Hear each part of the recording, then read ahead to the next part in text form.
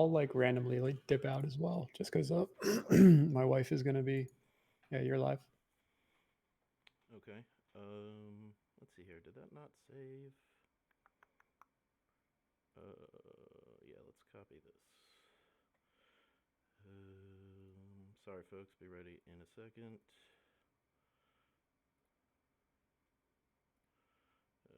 Which one is this? Let's get rid of this. Still new here. All right.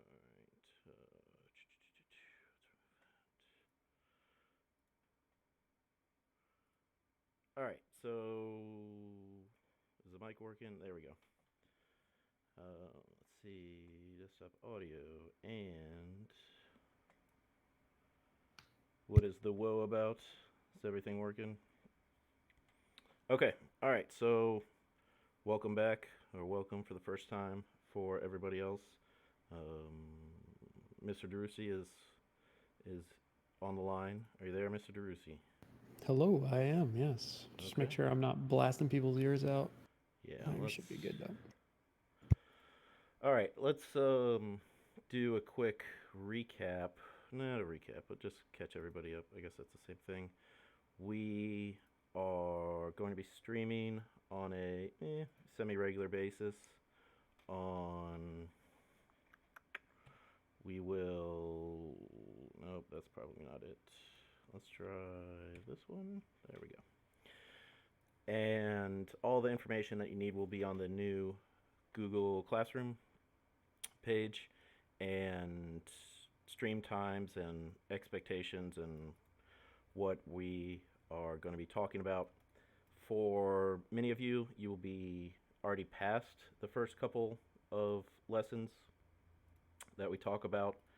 Pretty sure we were somewhere around lesson 11 um, for before we got um, removed, before things changed. So that's about where we're going to pick up. So we are going to do one lesson a day, or at least per stream. Not sure if we're going to stream every day. The there'll definitely be a schedule posted on the classroom page, and it will have the next stream times and expectations. And we also, so that's going to be mostly for the the code.org stuff, or rather the Unit 5, um, Unit 5. Oh, we didn't start lesson 11 yet. All right, well, we're going to start lesson 11. For the Unit 5 programming unit, we're going to do probably one lesson per stream, and we will post which one it's going to be beforehand. It'd be great if you guys would give it a shot yourself on your own, and then come in with questions.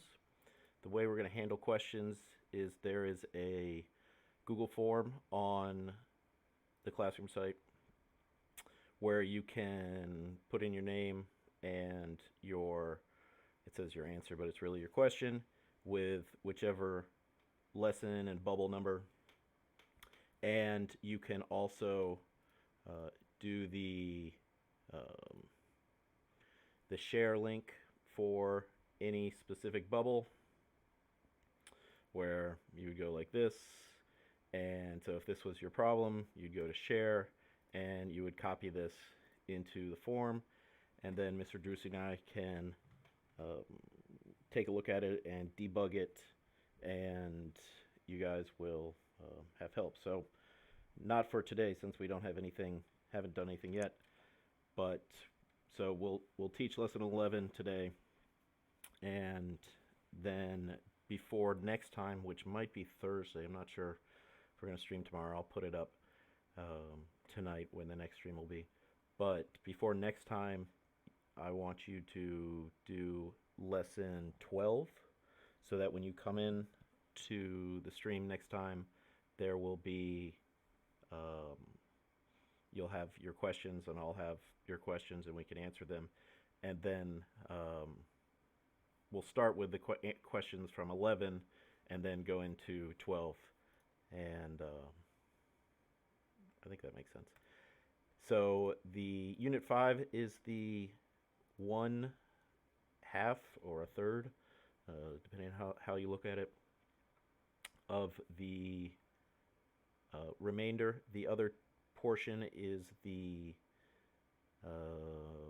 performance tasks, the 2 performance tasks from the College Board, which are again are projects that are, whether or not you're taking the AP test, which is now no longer an actual sit down formal test. It is just the 2 performance tasks. We're going to, Mr. Drusi and I are going to make videos that are specifically for each one to walk you through it, the expectations, the deliverables, what you actually need to make, how you're going to make it, and also how, well, we don't really need to worry about how you're going to hand it in yet, because that's not until later. It is a bit of a process. You are going to have to screen capture, although we think worst case scenario, we could have, like, if you're on a Chromebook and you can't download other screen capture applications, worst case scenario would be using a phone to video record your app working, and then you would upload that to your digital portfolio. But that's not until later, and there is a calendar up on the site, the Google Classroom site, which will have what we talk about, or what we will talk about.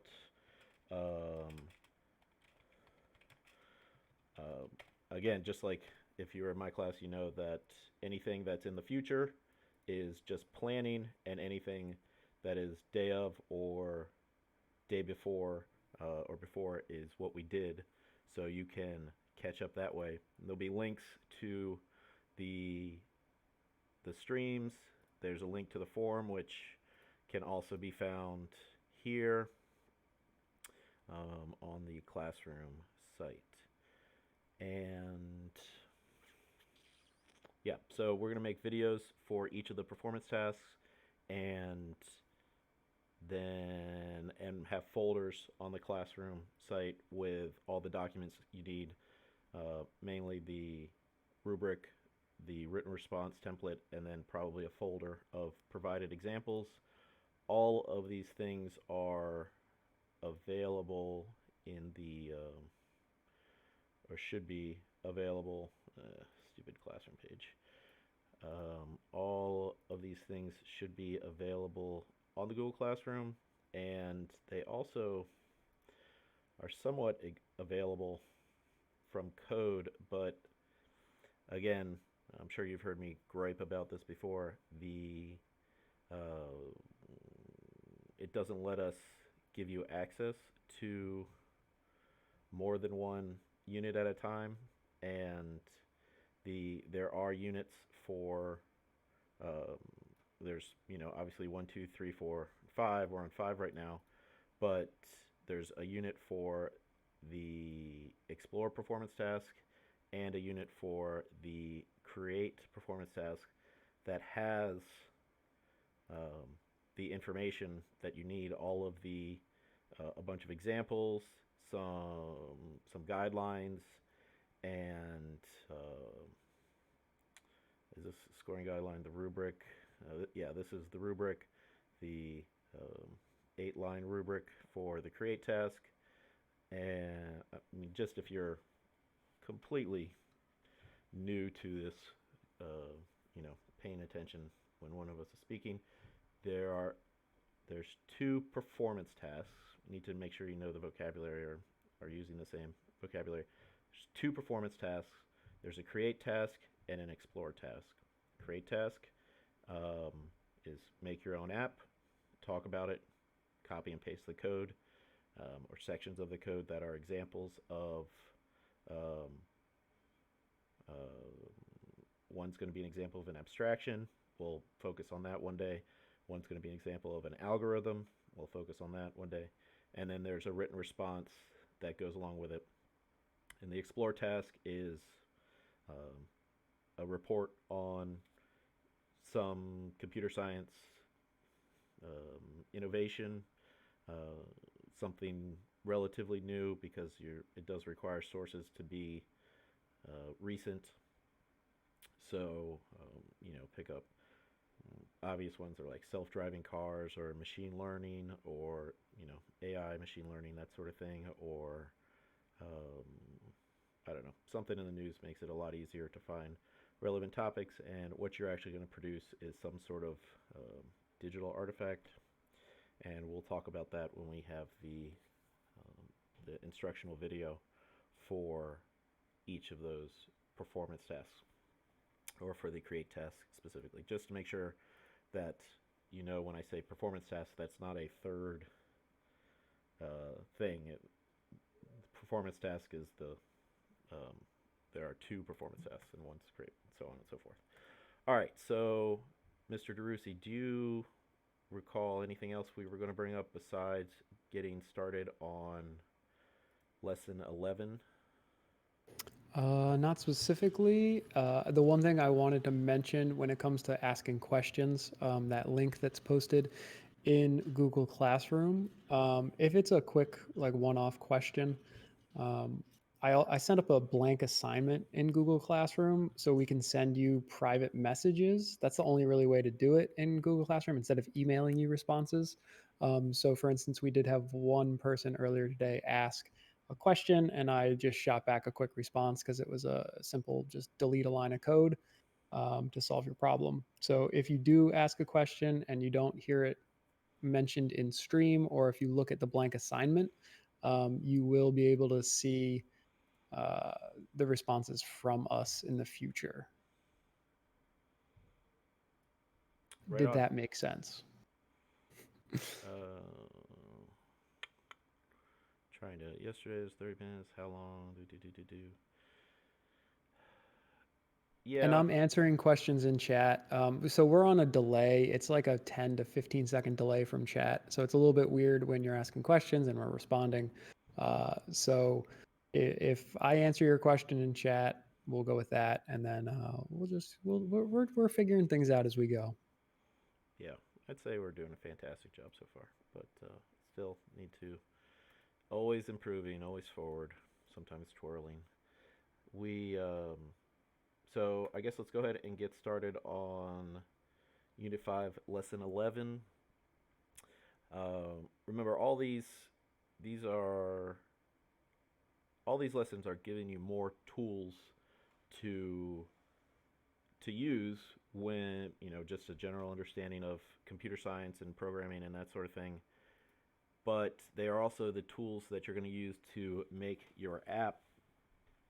And so I mentioned this yesterday, but you you can go through every one of these lessons and just kick butt and understand them completely.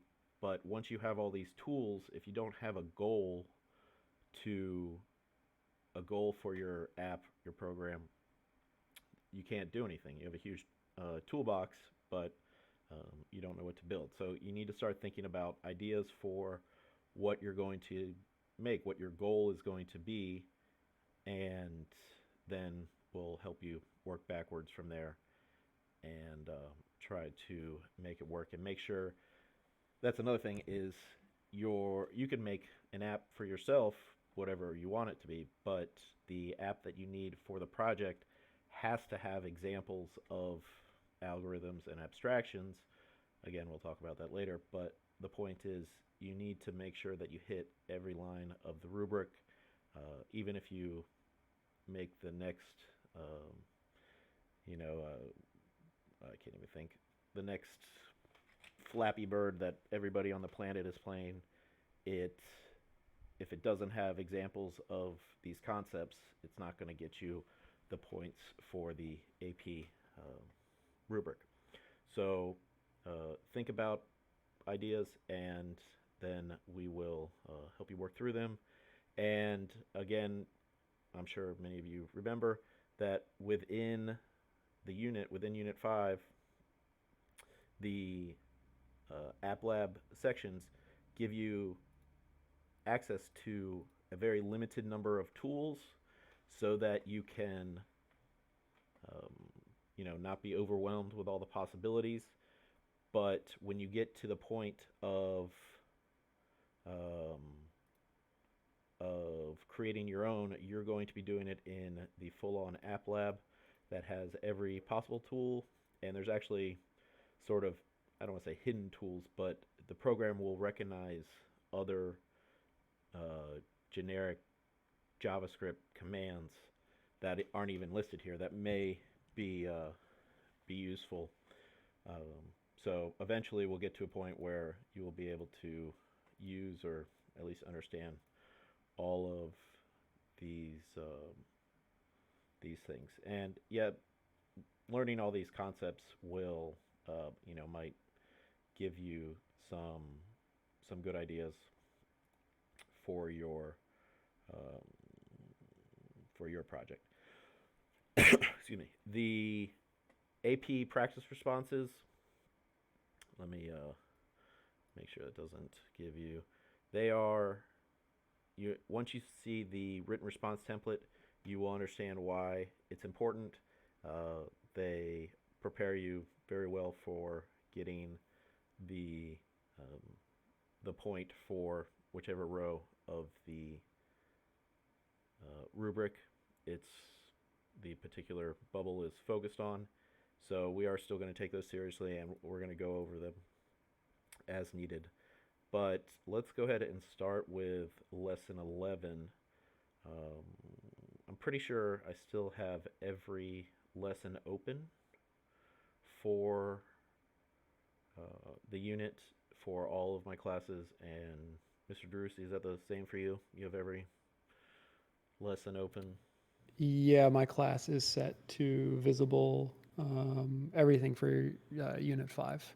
Mm-hmm. Okay, so you guys can jump back and forth, and we'll figure out how assessment, how grading is going to go later. But for now, let's just get going. So we are going to go ahead and start with while loops. Some of you will hopefully remember when we talked about for loops. For loop is, for var variable I equals 0 while I is less than some number. Do this, and it loops through and runs the code however many times you need. A while loop is a very similar concept. It's a loop, it repeats something, but it does it until the conditional is false. Uh, so for this one, let's see what it starts out with. Okay, so for this first while loop, we have Boolean conditions, which are these math, if all the if stuff equal to, not equal to, greater than equal to, less than or equal to. When this program runs, nothing's in a function, so it's just going to run straight through. Fine for a lesson. While the number, our variable number, okay, in order for this to work, the variable num, or the variable that we're using in the conditional, has to be initiated or initialized outside. It needs to be initialized before.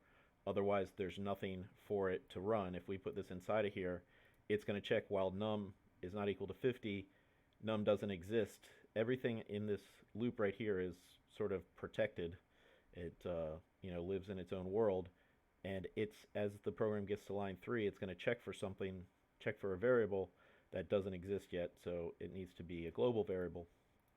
The other thing that needs to happen is the variable that's used in the conditional has to change somewhere inside of the loop, either with a random number or like you could do, let's get rid of this line. If we did num gets num plus 1, that means that every time this goes through, number gets the variable number, or num, gets whatever it was before plus 1, and then when it gets to the end of the loop, it goes back up to the top and checks to see is num not equal to 50, which this would work this should run exactly 50 times, because on the 50th time, num would be 49. 49 plus 1 is 50, and now the variable num is worth 50 and goes back up to the top, and then num, it's checking for num not equal to 50. If num is equal to 50, it stops, it kills the loop, and continues on to um, whatever is next. In this case, there's nothing else next. But for this one, it has num changing to a random number between 1 and 100. In this case, it will, we can, let's see here, we can see how many times it goes. Let's make a new variable var count, get 0, and then at the end of this, we could do count gets count plus 1, which this action of taking an existing variable and reassigning it to whatever it was before plus 1 is such a common act that there is a shortcut for it, and it's plus plus. Okay, count plus plus is the same thing as count gets count plus 1. It just means whatever that variable was equal to before is one more. And then we can, let's console log. I think we put it out here. Count, but we want the variable, not the string. And I think this should tell us how many times. So this did 83 times. It went through and moved to a random location and made a dot of that big, and then chose another random number and added 1 to our counter, and then went back up, and it kept doing until that random number was exactly equal to 50. That time 97, 66, 71 times, 34. It should average around 50. But either way, that's the idea of a loop. You do it while this is true. Okay, you'll probably see something more like while num is less than 50, and this is how you would get exactly 50. And so this is the same thing, except we don't need to worry about count because num is starting at 0. When it gets to line 4 here, it's checking to see if num is less than or equal to 50, which it is. It's starting out at 0, goes to random location, makes a dot, and then whatever the value is, gets one more, goes back around and checks it again. Okay, and that's the basic idea. It's while something is true. Okay, infinite while loops. So there is a issue where you can actually break it, and you would have to either refresh AppLab or refresh Chrome, where if you had a condition where, okay, while num is not equal to 50, if you had your random number between 51 and 100, num could never end up being 50, so it would have the variable num at 0, it checks to see if it's true, it goes into here, goes to random location, makes a dot, it changes the value of num to a random number between 51 and 100, then it goes back up here to the top and checks to see if num is not equal to 50, which it never could be because of this random number. And if we ran this, well, let's see what happens. And yeah, it just keeps going. It would probably crash Chrome if it just kept going, so feel free to do that. It won't break anything, but you'll have to probably restart. And so let's see, is that the actual point of this bubble? Yeah, so that's another thing. Make sure that you have your less thans and less than or equal to and greater than or equal to. The wrong one might cause that infinite loop. So be careful. This is all basic logic and algorithms and that sort of thing. So if and while, how many times would you have to roll a die? If it comes to 6, the program will say roll. Let's see what happens here. If we run it, starter code provides, let's see if I am at start over. Starter code is provided, which rerolls the die once if the first roll is not 6. So um, if and while, essentially the syntax that is used here in AppLab and in JavaScript, it's the way you would read a sentence. Okay, if num is not equal to 6, write this, come up with a new random number, and um, then write the new random number, and then take that new num and go back up and check. So it would keep going um, until you come up with a 6. Okay, and but we need to change it to a while loop. So you can just switch it to text mode and do while num is not equal to 6. Uh, yeah, that's all you have to do. And this one, it should, well, it shouldn't say nope, not a 6. If while num is not equal to 6, nope, not 6. Okay, yeah, there we go. Number 1, random number. So it should always keep going until we get to a 6, unless it goes past the page. So that's sort of one of the things writes to the emulator, where you can do console console.log should work. I don't think I need those parentheses, but where we put it down here, and so no matter how many it did, you can like that one time for some reason it took a bunch, you can always scroll through the debug console a lot more easily. And so that's all we need for here for bubble 4. For 5, let's see what we have up until now. Value of the variable at some point, console logs, it's going to be a great strategy, but debug console can do it more. Check this out. Okay, so if we slow this down, we'll be able to watch the loop run. So it picks a random number, it writes the random number, and then, okay, now we have to add a console log because there is no console log. Debug console, check the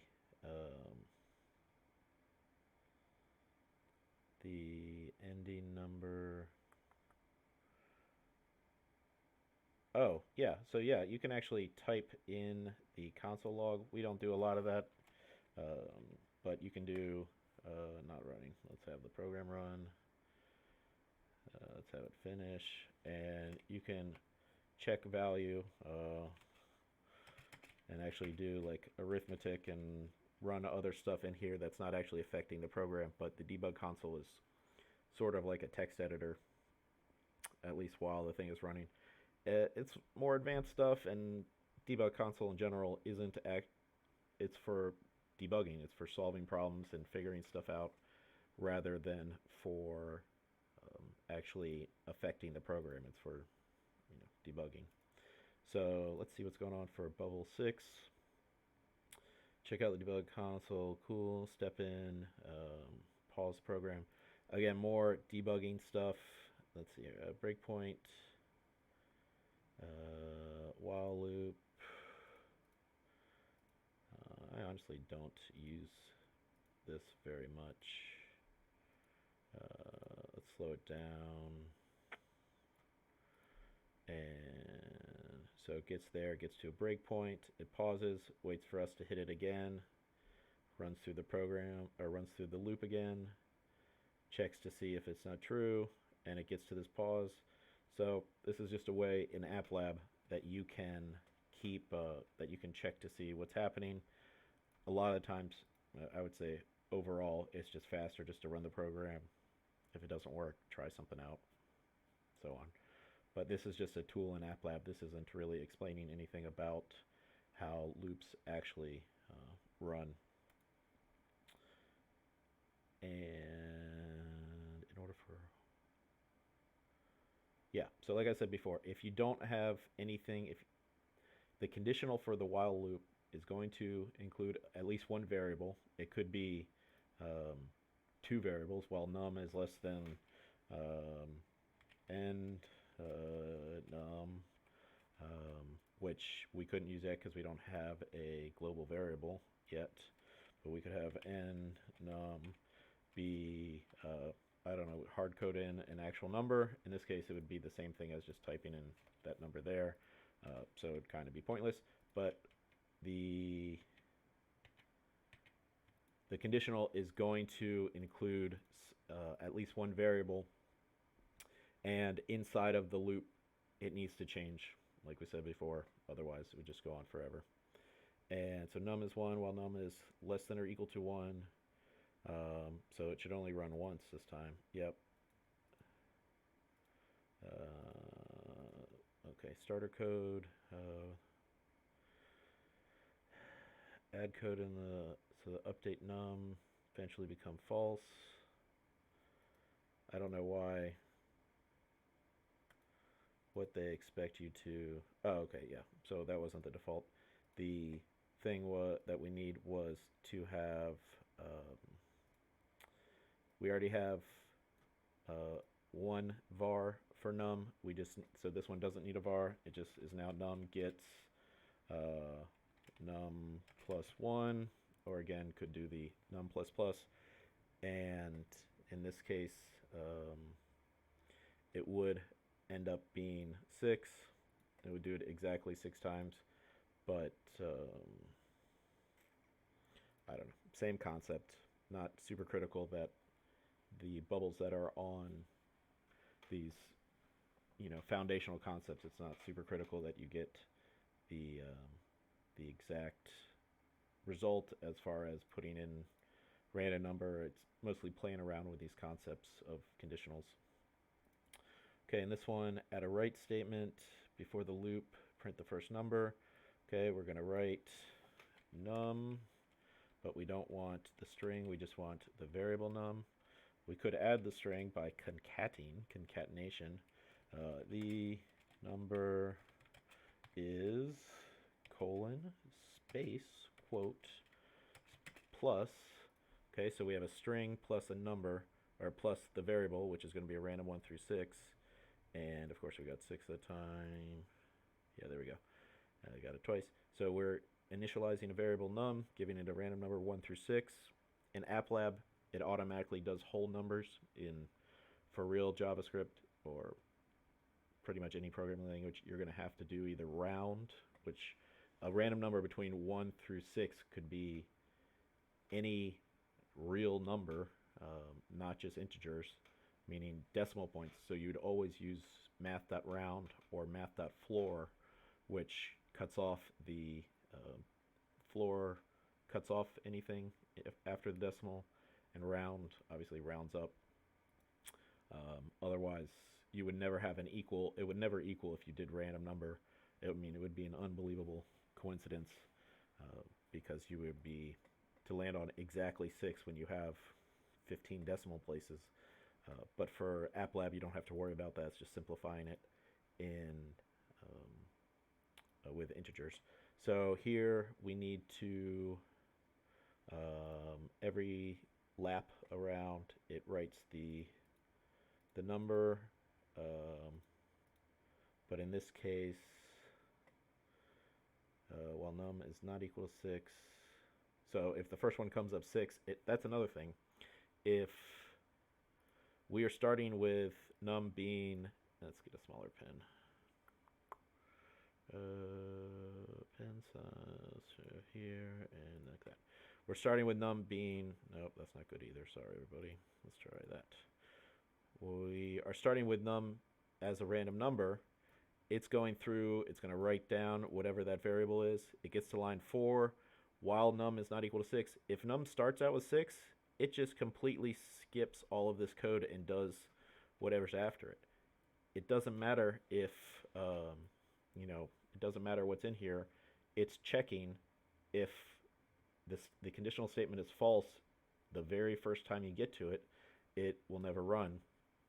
And that's something that's likely to happen if you have the greater than or less than backwards. So yeah, there's that. And are you finished? Yes. Okay, more while loop. It can run infinitely. Chances are the loop will never run at all. The conditional while loop. Yep, like I just said, if it's false, it never runs. You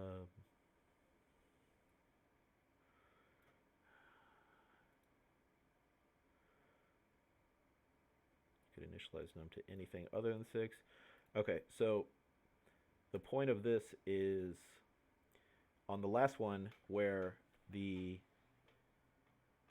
random number assigning to the variable num, the random number could come up with a value that made this conditional false to start with and completely skip it. In this case, you can, if you want to make sure this runs, you can assign this variable something like this, which it doesn't really matter. It's just something that will make this first conditional true, and then it will get into this loop and run the loop because num is not equal to 6.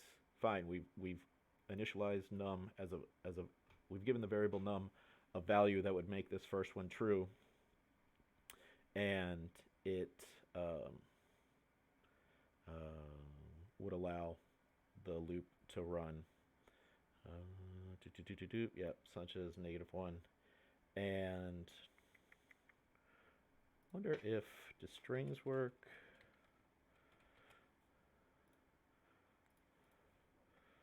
Yeah. Okay. So you could have a variable. A variable could be a string, words in a quote, and when it gets here, it's not equal to 6. It's equal to the word string or str, and then it gets reassigned a number, which that is something pointless. All right. So next, printing after setting value. Okay, 2 months ago. Starter code is completely functional, except it does not print the number it's supposed to. All right, so this is a lot of fixed code that prints num. We want when it starts, it writes num. But if we had write the number is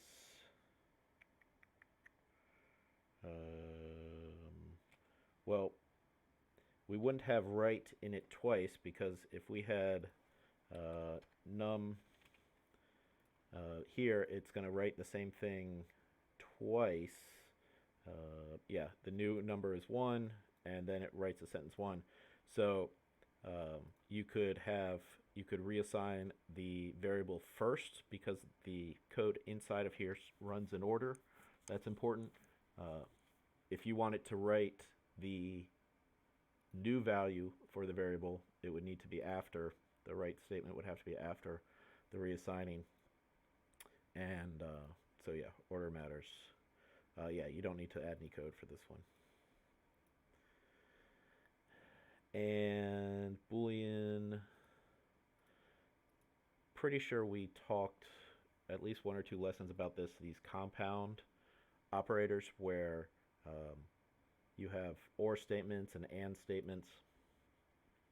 Okay, so we can create while loops just like our if statements. Just try using Boolean operators in our while loop. Okay. Modify the condition so it keeps rolling, so both are less than 3. Okay, so while, all right, here is a tricky thing to say that both dice are less than 3 if die 1 is less than 3 and die 2 is less than 3. Yeah, so right now it's an or, it's an and. There's a couple times that it's tricky where you would need to use and, even if the sentence you would say would be or. But here, right now, I don't think it's going to run, so because we're starting out at -1, as long as both are less than 3. So we need to start we're starting with the initial value as, no, it is running. So we're starting with the value of each die as less than 3, so this first statement is true, and it changes the value, it writes the new values, and it checks if the new value, if um, if either one of those is over 3, it stops because both die1 and die2 have to be less than 3 in order for it to keep going, which is not, what is it going to be, 1 in 6 chance of going a second time? No, wait, 1 and 2, it's not 1 and 4, I don't know, numbers. Next one, until loops. Okay, so stopping conditions. All right, so we are doing while something, before we've done while something is true, but if you want to do something until something is true, that's the same thing as saying while it's not true, do this. Okay, it's a little bit of a um,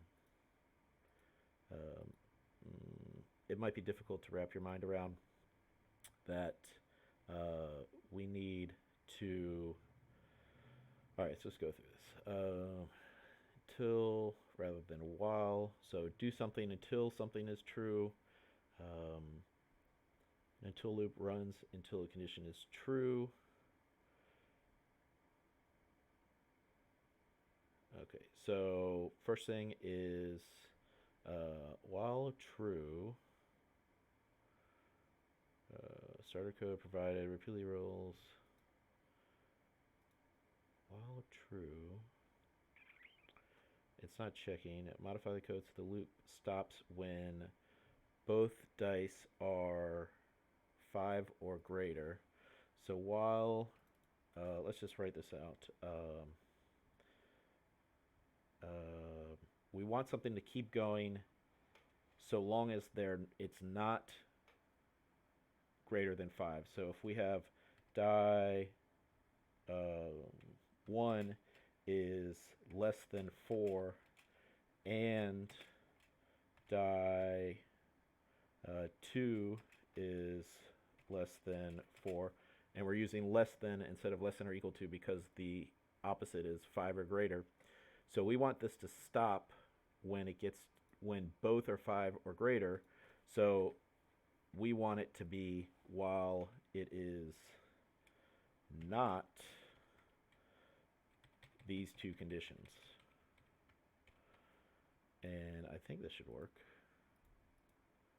Nope, did I break something earlier? So loop stops. So while, oh no. If I use the not, I can do greater than or equal to 5. Okay, yeah. So this is saying so long as die 1 is let's see here. Okay, so while the okay, so this is our goal. Die 1 greater than or equal to 5 and die 2 greater than or equal to 5. That's what we want. So we want it to keep going until anytime it's not this, we want it to keep going. So that's why while it's not our goal, okay, so everything in here is our goal.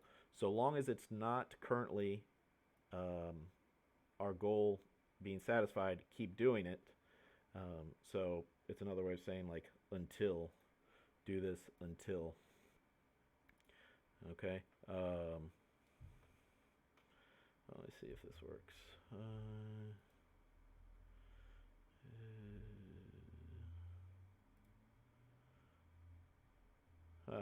Funny. Okay. So I guess that's that.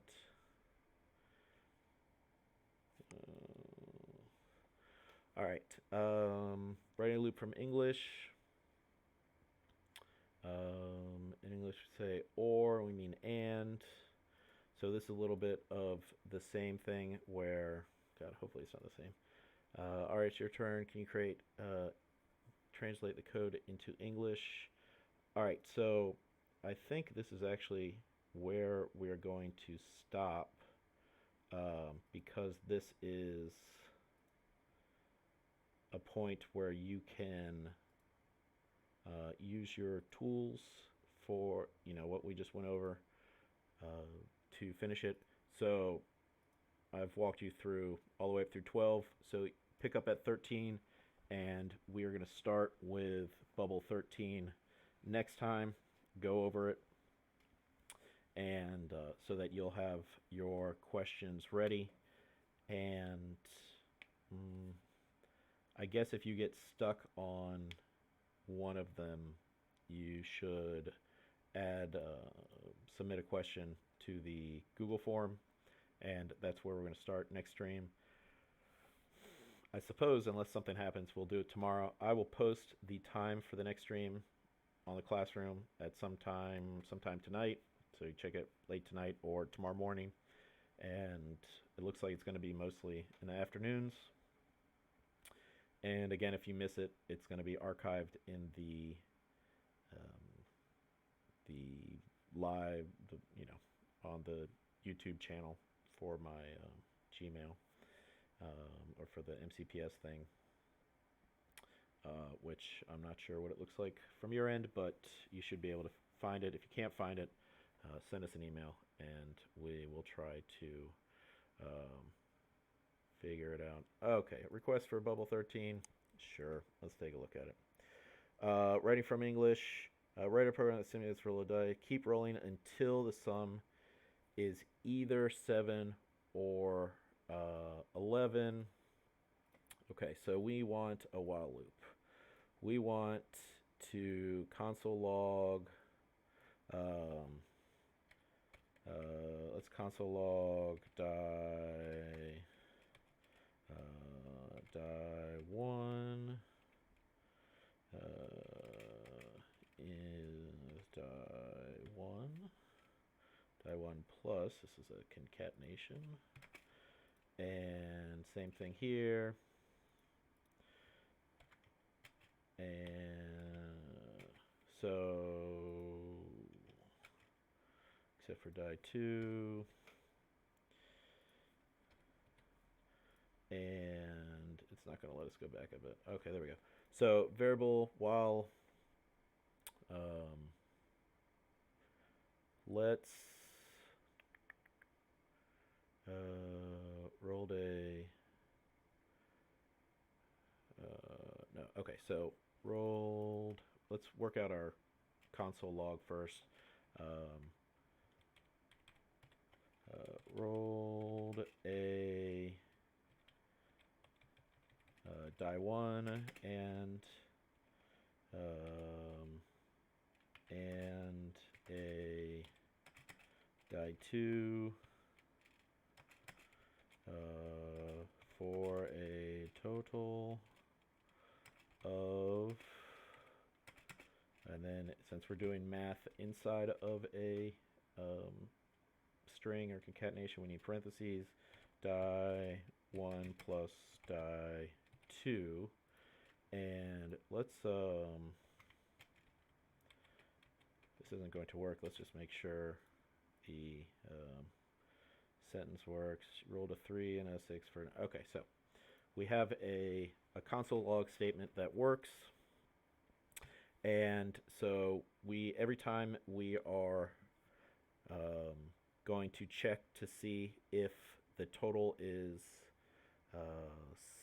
keep rolling until, so our goal, we're going to figure out our goal, while die 1 plus die 2,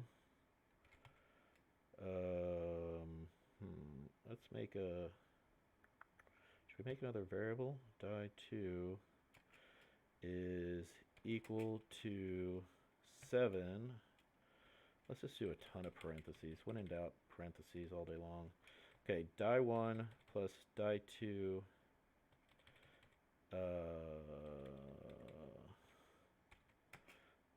or can't be and in this case, or And we just copy this. Except for 11. Okay, let's see what this looks like. So right now we have our goal is while die1 plus die2 is equal to 7 or 11, but that's our goal, so we need to make it a not. So continue doing it until we reach our goal, which I think I need another parentheses here. Nope, that's not it.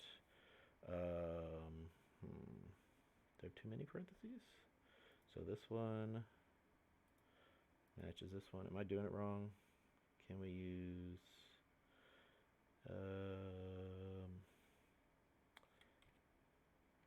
yeah, alright, so it's probably easier to use and. Okay, so while die1 plus die2 is not equal to 7 and how do I do ampersand? And die1 plus die2 is not equal to. Okay, so here's the tricky one, is that even though we want 7 or 11, we're still using an and because it needs to be one or the other. That didn't help. We want it to keep going until or unless one of these is true. So if either one of these is false, it stops. I don't know, I guess you could rewind and listen to that sentence a few times until it makes sense. But we do need to change, if we put this here, we are changing the random number. Let's see what happens. Yeah, okay, so it keeps going. It happened 4 times. Rolled a 5 and a 5 for 10, a 3, and let's put a space in here just because it looks better inside of our concatenation. And so we did it the first time, 4 and a 3, a 5 and a 2, another 7, another 7, another 7. It should end on an 11 sometimes, right? Or is that less likely? There we go, ended on 11. All right, so the key is that we're using the AND operator because we want it to keep going until one of these is true. If either one of these is true, then the not, I don't know. This is what it looks like. Die1 and die2 is not 7, and it's not 11. Keep going. So if either one of these statements becomes false, which it's a not, so it's true, if either one of these, if it's 7 or 11, stop running the loop. But did I miss something here? No, because we're writing it after. So as long as it's not 7 or 11, it goes into the loop. It changes the value of die1 and die2 with a random number. It writes out whatever it is, and then it takes those values back up to the top and checks. And if it satisfies this by, in other words, breaking it, if this entire thing, okay, so the basic idea is if this entire thing is false, it stops. Okay, I don't know if that's another way of saying the exact same thing, and or it's just more confusing. But that's the basic idea for that. Okay, so can you use the not operator? Yeah, you can use not. Yes, let's see. Hold on. Let's see if this works with putting or here. Remember, shift backslash is or. But then we need to put the entire thing in parentheses because we want the entire thing Did that work? Let's see what this looks like. Is this run? Nope, I broke something. Oh, because I need equals, not equals. So it's a lot of not equals is the same as equals. I think. Let's see if this works. Yep, 7, 7, 1 and a 6. All right, yeah. So that's another way of doing it. Um, if you feel free to pause it and look at the code to if you're having trouble understanding it. So that's that um, for bubble 13. So go ahead and finish all the way through the end of lesson 11 and take a look at lesson 12, and we'll pick it up there tomorrow. Mr. Drusi, do you see any other questions that I strolled over? No, I think I answered most of them while the chat was going on, so Yeah, I that's think good. we're all set. This link, we'll put it up in the calendar so that you can link back to this video at any time. It'll be in the calendar, a direct link to this video. Yeah. Hopefully some people from my class are showing up as well. I'll make sure they're getting in here at some point, and we'll catch everyone up. But I'm good. Okie dokie. Let's see if I can get this to work. All right. So I'll put the time up, and we will figure it out and talk tomorrow. All right. Wash your hands.